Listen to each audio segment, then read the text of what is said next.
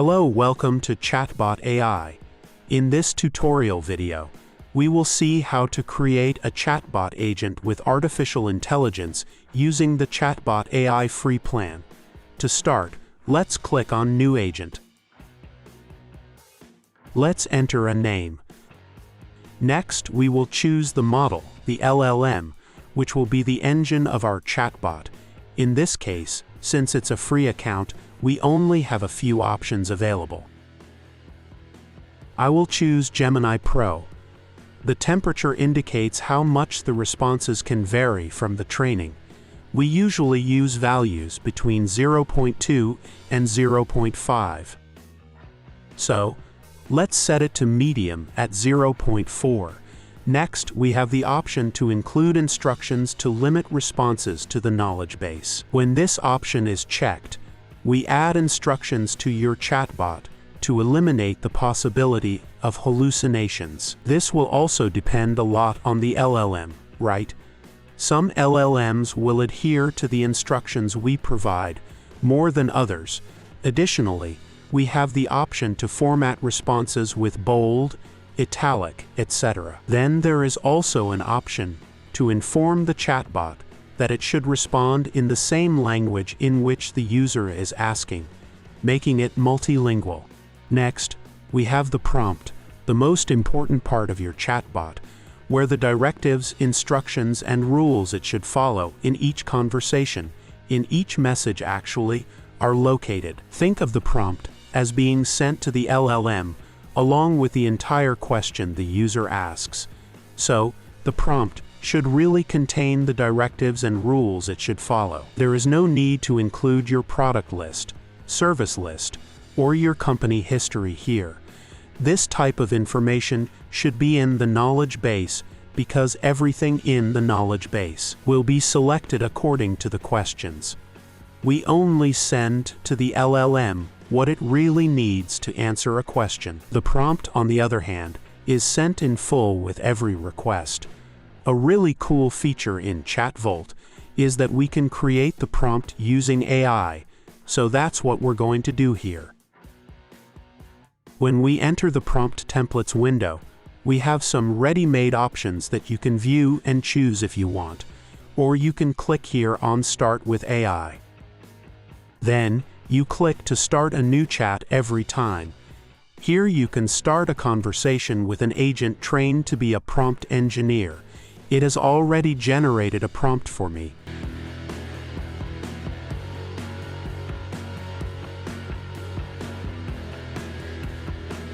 Just copy it. This one does not have the select button because we are inside the conversation with the agent. So I will copy this prompt. We can then close this window. The prompt is saved in the conversation, so you can return here at any time. You don't lose the information. Your conversation is recorded. Now we just need to delete this default prompt and paste the new prompt we just created here. We also have the user prompt here, which would be if you want to embed something in every question the user asks. I don't recommend you use this because it can negatively influence knowledge base queries and more.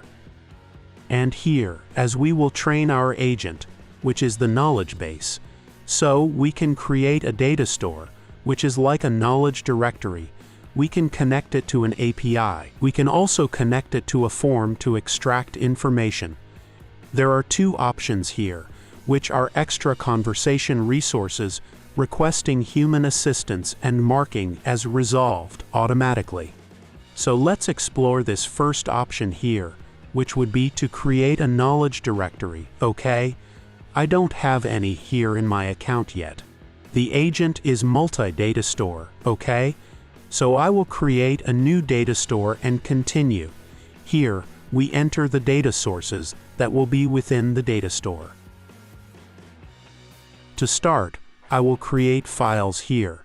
I have a Word file set aside that talks a bit more about the history and founders of the example company Emprender Maze. It's a very simple file, generated by GPT. We also have an Excel file. which is a table that would be an example of the company's product and service catalog, with prices and details. So I will choose the File option and upload the Word file first. It has already picked up the name here, Finish, so the first Word file is already uploaded. I will create the agent here now.